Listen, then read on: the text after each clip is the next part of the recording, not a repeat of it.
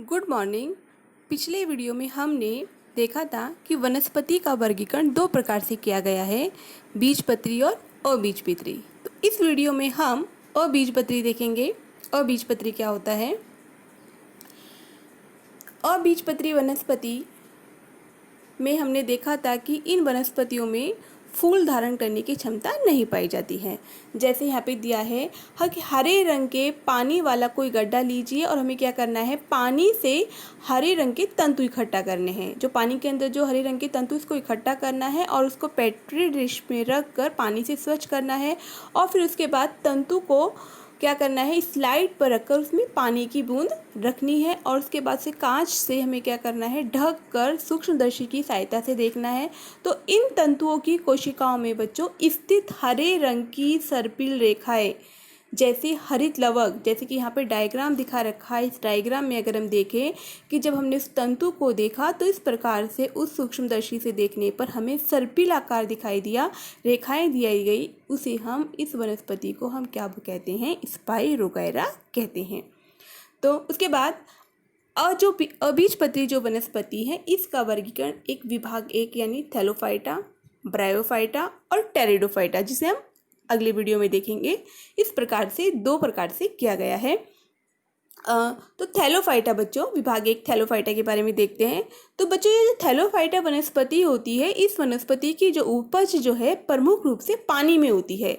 और जैसे कि हमने अभी सूक्ष्मदर्शी से देखा स्पाइरोगैरा में कि इसमें जड़, तना, पत्ती, फूल जैसे विशेष अंग नहीं होते हैं, लेकिन पर्णहरी होने के कारण ये स्वयं पोषी होती हैं और इसके कारण इस वनस्पतियों के समूह को हम शैवाल कहते हैं, शैवाल के नाम से जानते हैं। शैवाल में भी विविधता पाई जाती है, जैसे एक कोशिकीय, बहुकोशिकीय और अति सूक्ष्म तो कुछ स्पष्ट रूप से आकार वाले शैवाल पाए जाते हैं। उदाहरण जैसे दे रखा है स्पाइरोगैरा का हम देख चुके हैं डायग्राम।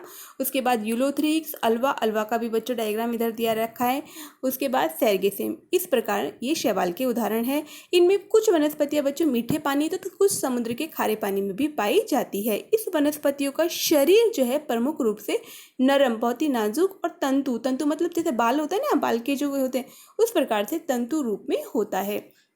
उसके बाद इस समूह में बच्चों कुछ ऐसी वनस्पतियां भी पाई जाती है जो हरित नहीं होती है, पर्णहरित नहीं होती है। अपना भोजन क्या करती है, दूसरों पर निर्भर करती है, जैसे किन्वा और फम्फूती जो अपना भोजन दूसरों पर निर्भर करती है। जैसे बारिश के मौसम मैंने आपको बताया था कि अगर हम कुछ खाने पीने की चीज़ों को अगर 2-4 दिन ना देखें तो उससे बच्चों फम्फूदी जम जाती है, उसी हम क्या बोलते हैं, कवक कहते हैं। इस प्रकार थैलोफाइटा में कवक और शैवाल इन दोनों प्रकार की वनस्पतियों का समावेश होता है। तो डायग्राम में बच्चों स्पाइरोगैरा का डायग्राम एग्जाम में आता है, तो इस पर ध्यान देना है। उसके बाद हम पढ़ेंगे ब्रायोफाइटा, विभाग 2 ब्रायोफाइटा। ब्रायोफाइटा बच्चों क्या होती है वनस्पति? आपने बारिश के मौसम में पुरानी नम दीवारों, ईंटों तथा पत्थरों पर हरे रंग की नरम कालीन देखी होगी। छोटी पट्टी लेकर उसके हल्के से कुर्दे प्राप्त हुए तो वनस्पतियों का लेंस की सहायता से निरीक्षण करेंगे। तो बच्चों इस प्रकार की जो वनस्पति होती है, इस प्रकार की वनस्पति उभयचर होती है। उभयचर मतलब क्या होता है कि जो वनस्पति जमीन और पानी दोनों में अपना विकास करती है, ये दोनों में पाई जाती है, उसको हम उभयचर वनस्पति कहते हैं। इस प्रकार की जो वनस्पति होती है ये क्या करती है, गीली मिट्टी में अपनी वृद्धि करती है, लेकिन प्रजनन के लिए इसको पानी की आवश्यकता होती है। यह वनस्पतियां निम्न स्तरीय, बहुकोशिकीय और स्वयंपोषी होती हैं, लेकिन इसमें प्रजनन के लिए बच्चों बीजाणु की आवश्यकता होती है, मतलब जो अपना प्रजनन करती है बीजाणु से ही करती हैं। उसके बाद जो ब्रायोफाइटा की जो वनस्पतियां होती है चपटे रिबन जैसी लंबी होती हैं। चपटे रिबन जैसे स्कूल क्लास में हम देखते हैं लड़कियां क्या करती है बच्चों, रिबन डाल के आती है चपटे, उस प्रकार से चपटे रिबन की तरह पाई जाती हैं।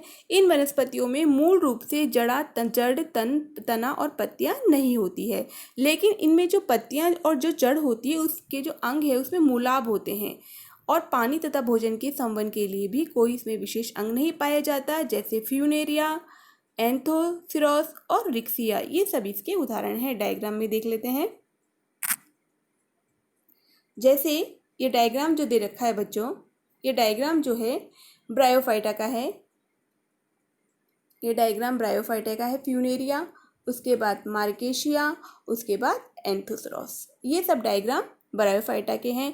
इस डायग्राम में हम अगर देखें तो इसमें कोई विशेष हमें जड़, तना, पत्तियाँ इस तरीके से नहीं दिखाई दे रही हैं। जो जड़ हैं, पत्ती, इसमें बच्चों देखो ये जो मुलाब निकल रहे हैं, बस केवल ये मुलाब पाए जाते हैं। ये ब्रायोफाइटा के उदाहरण हैं। उसके बाद तीसरा हम देखेंगे विभाग 3 टेरिडोफाइटा। तो हमने देखा इसमें जो अबीजपत्री वनस्पति थी जो फूल धारण नहीं करती है, उसके हमने 3 विभाग देखे, थैलोफाइटा, ब्रायोफाइटा और टेरिडोफाइटा। टेरिडोफाइटा देखेंगे।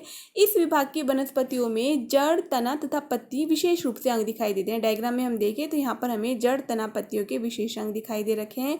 उसके बाद परंतु इनमें पुष्प और फूल नहीं पाए जाते। क्यों नहीं पाए जाते? क्योंकि अबीजपत्री वनस्पतियां हैं तथा जल तथा अन्य पदार्थों के संवहन के लिए स्वतंत्र ऊतक पाए जाते हैं। मतलब इसमें जल वाहिनी, रस वाहिनी स्वतंत्र अपना कार्य करती है।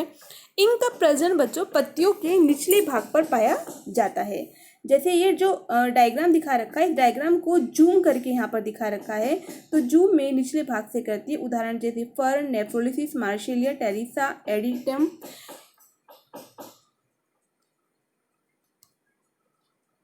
ये सब इसके उदाहरण हैं। इन वनस्पतियों में अलैंगिक प्रजनन बीज के द्वारा होता है और लैंगिक प्रजनन युग्मक के द्वारा होता है, याद रखना है। और स्पष्ट रूप से संवहनी संस्था पाई जाती है। तो इसके उदाहरण जो हमने देखे यहाँ पर फर्न है। उसके बाद थैलोफाइटा और ब्रायोफाइटा, टेरिडोफाइटा, इन तीनों विभाग की वनस्पतियों के शरीर की रचना एक दूसरे से भिन्न होते हुए भी इसमें कौन सी समानता पाई जाती है? तो थैलोफाइटा, ब्रायोफाइटा और टेरिडोफाइटा, इन तीनों विभाग की वनस्पतियों में हम देखें कि इनकी शरीर की रचना भिन्न है, लेकिन इनमें जो प्रजनन जो है बीजाणुओं के द्वारा होता है और इनकी जो प्रजनन संस्था है वो कैसी होती है? अप्रकट होती है। ये इनमें समानता पाई जाती है। इसके बाद आगे का भाग हम अगले वीडियो में देखेंगे।